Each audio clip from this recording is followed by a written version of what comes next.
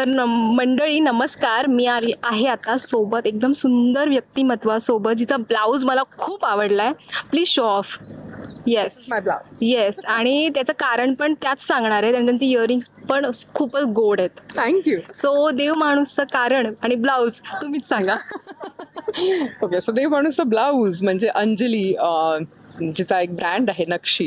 तर तिने माझा प्रोमो पाहिला आणि ती म्हणाली की मॅम तुमचा प्रोमो पाहिला आणि त्याच्यामध्ये ह्या वेळेला तो लेडीज टेलर आहे, तर आपण ब्लाऊजचं काहीतरी करूया का? तसं पण तुम्ही नेहमी साड्याच नेसता. तर मला असं वाटलं अरे वा वा. मी मनात असा विचार केला की चला देव माणूसचा प्रोमो तरी त्यांनी पाहिलेला आहे आणि त्यांना ते आवडतंय आणि त्यांना काहीतरी त्यांच्या साईडने कॉन्ट्रीब्युशन करायचं देव माणूससाठी. तर मला असं वाटलं ही किती भारी आयडिया आहे. मी म्हटलं ऑफकोर्स येस, नेकी और पूछ पूछ बनाव. मग तिने हा ब्लाऊज बनवून तिने दिला, कारण हे आत्ता हा सगळा विचार करायला माझ्याकडे वेळ नाही आहे. ॲब्सोल्युटली. मग आज आईची साडी चोरली आहे की स्वतःची साडी? आज प्लीज सगळ्या, आज मी आईची साडी न चोरता आज मी स्वतःची साडी नेसलेली आहे. सो तर ही माझी साडी आहे आणि माझ्या दुकानातली साडी आहे. येस. तर प्लीज माझे सातारा होलसेल टेक्स्टाईल मार्केट हे साताऱ्यातलं एक दुकान आहे आणि तिथनं मी ही साडी घेतलेली आहे.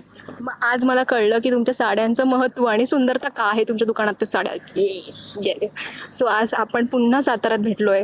तुमचं जे माहेर घर म्हणा, तुमचं माहेर, तुमचा सगळा ठेवा जो इथे आहे, तिथेच आपण पुन्हा भेटलोय आणि देव माणूस पुन्हा सुरू होत आहे. तर किती आहात नर्वस?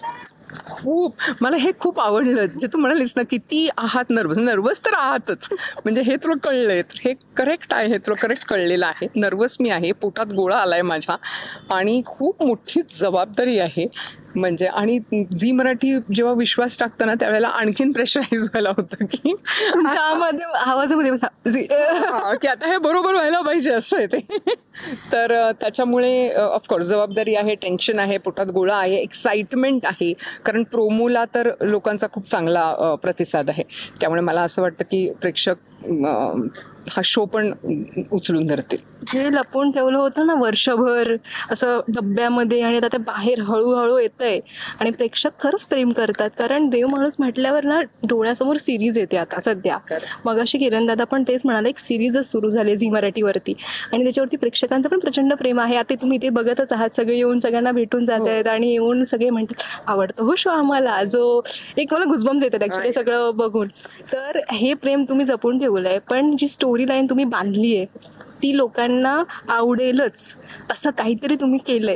तर काय केलंय? आवडेल ऐकायला. अजिबात सांगणार नाही ते.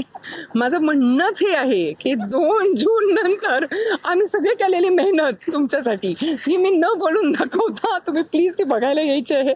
फक्त एक मज्जा सांगते की आमचा पहिला एपिसोड जो असणार आहे तो आम्ही वाराणसीमध्ये शूट केला आहे, त्यामुळे वेगळं व्हिज्युअल तुम्हाला नक्कीच बघायला मिळेल.